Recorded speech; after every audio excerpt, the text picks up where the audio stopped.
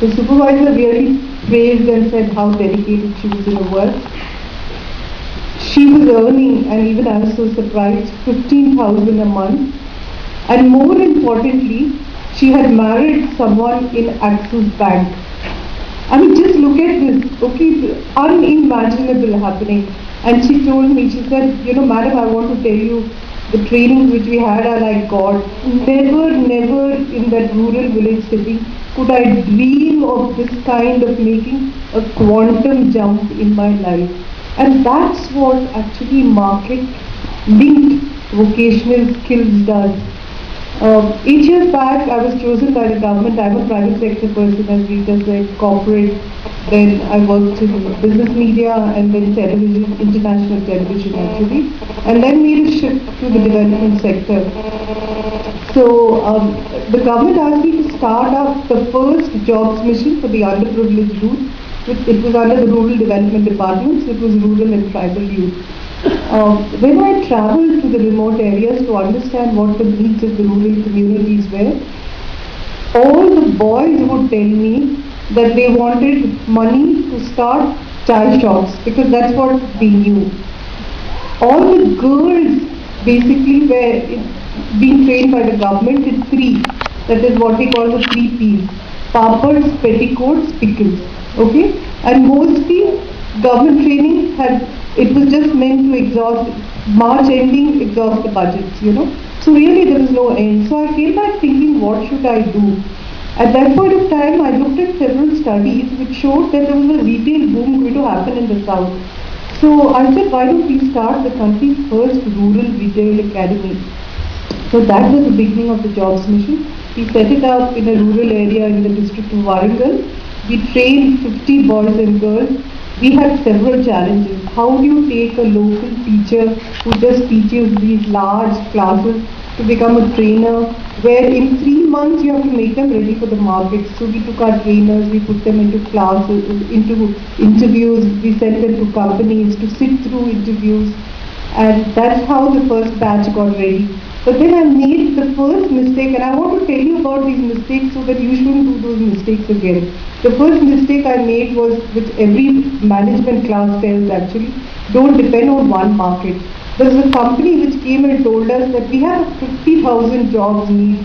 Please, your entire batch will get taken. So the directors came, they wrote glowing reports, but they didn't come to recruit.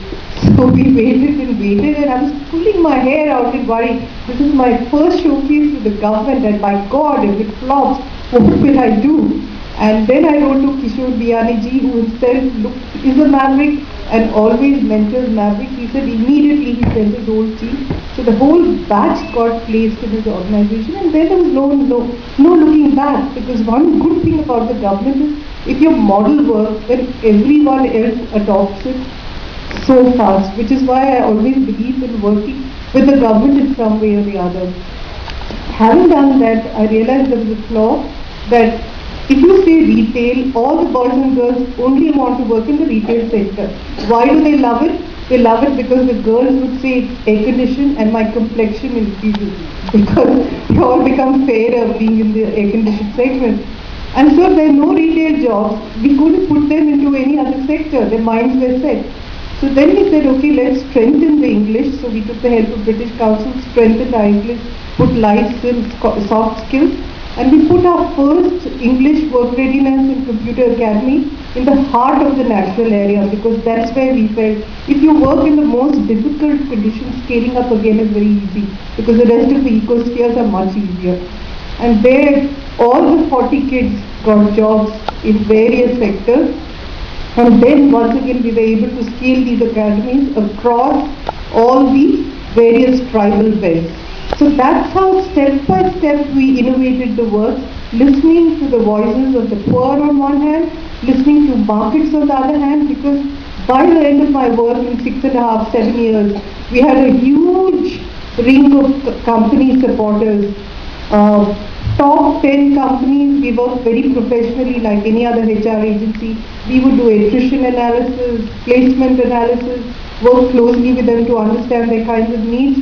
And of course, I was sitting in a government mission, so we had the complete government missionary working for us. So at the end of it, we could really scale The work was looked at by almost every state visits our work. It's got mainstreamed into the Government of India.